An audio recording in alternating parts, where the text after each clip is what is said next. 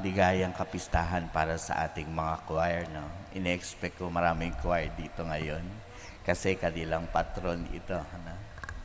Alam niyo po, yung ating pagbasa ngayon, kinukumpara yung ating buhay bilang mga misyonaryo. No? Tayong lahat ay iniimbitahan maging misyonaryo ng Panginoon sa kanya-kanyang buhay natin. No? At ang ating tangi-tanging pagsunod ay yung tangan-tangan natin ay ang mabuting balita ng ating Panginoon, ang kanyang salita.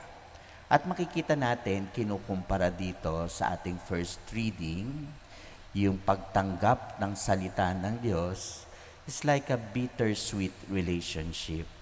Sinasabi dito na yung kanyang kinain ay yung pahina ng salita. Pero kahit lasang sweet siya, matamis, nung kanyang nilunok ay mahapdi sa tiyan. No? Minsan ganito rin yung buhay natin, hindi naman palaging maganda. No? May mga challenges tayo sa buhay. Pero itong mga challenges na ito yung nagpapatibay sa atin. Ganito rin yung buhay ng ating Panginoon. Dito sa ating gospel, nung nagpunta siya sa Israel, di ba? Winelcome siya, no? Mabuhay ang hari, no? Ang anak ni David, niyayakap siya, no? At pinapakinggan siya ng mga tao. Rockstar ang ating Panginoon. Pero sa isang banda, makikita rin natin kung paano niya pinapanindigan ang tama at mali. No? Dito sa ating pagbasa, meron siyang napuna sa sistema na nangyayari sa loob ng simbahan, ng templo ng Diyos. Ito ay pinapamugaran ng mga korap, no? Lalong-lalo na yung mga nagpapasimuno doon sa loob. Kaya, anong ginawa niya? Yun pong mga alay na ibinibigay sa simbahan, no? Yung mga inaalay sa templo. Ito po ay may kasamang bahid na ginagamit ng mga nagpapasimuno doon, no? Para doon sa corruption, no? At ito yung ikinagalit ng Panginoon. Kaya siya ay nagpalayas dun sa mga nagtitinda.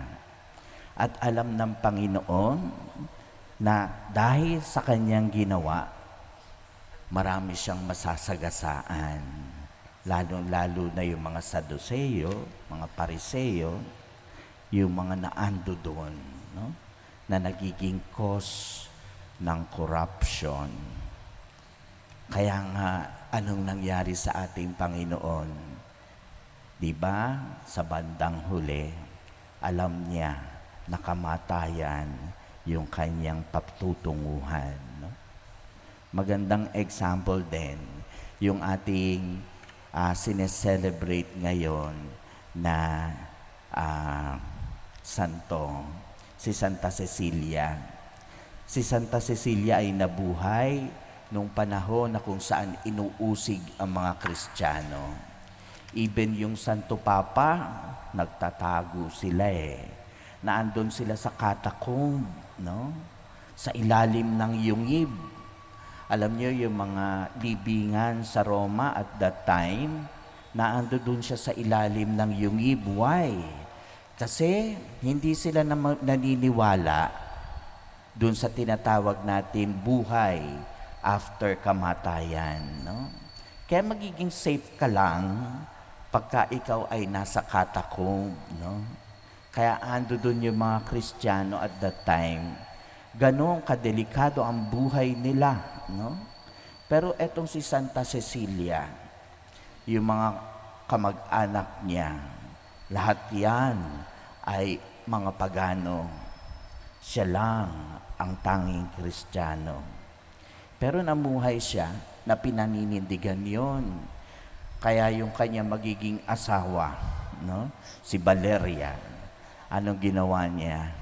Di ba, kinonvert niya rin through the help of Pope Urban. Siya ay binaptize dun sa catacomb, sa ilalim din. Pero maganda yung naging buhay ni Valerian. Maganda yung influence sa kanya ni Santa Cecilia. Why? Kasi ito si Valerian ay may posisyon sa gobyerno. Isa siyang Romano na may katungkulan at mayaman. Pero pinagpalit niya yung kanyang buhay sa kanyang pagmamahal sa Diyos at sa kanyang iniirog. No? Pinanindigan niya, hindi siya natakot. Kaya anong ginawa sa kanya? Pinutulan siya ng ulo kasama yung kanyang kapatid. No? At nung hahanapin na at kakamkamin ng mga makapangyarihan yung kayamanan ni Valerian, no? Nalaman nila na instead na gamitin lang ni Santa Cecilia para sa kanya yung iniwan ng kanyang iniirog, ito ay pinamigay niya sa mga mahihirap. Sa galit ng namumuno, siya ay tawag nito, pinarusahan. Nagkaroon siya ng sugat sa kanyang leeg, ng 3 beses na sugat. No? Hindi na siya pinagpatuloy na latiguhin para mamatay kasi yung 3 sugat na yon ay ito yung nagbabawal din sa kanila na after mong tagain at yung 3 sugat ay meron na hindi na pwede yung gano'n. Kaya nagtagal yung kanyang buhay din bago siya mamatay. No? Pero makikita natin sa gitna ng paghihirap, no? Si Santa Cecilia, si Valerian, ay pinangatawanan nila yung kung ano yung tama, yung kung ano yung pinapaniwalaan nila. No? Sa buhay din natin, dapat ganito rin yung ating pananampalataya at pagyakap sa tama. No?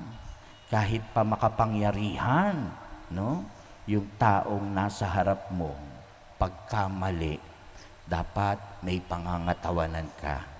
Kahit sabihin niya, lamok ka lang, elepante ako, kaya kitang pisatin.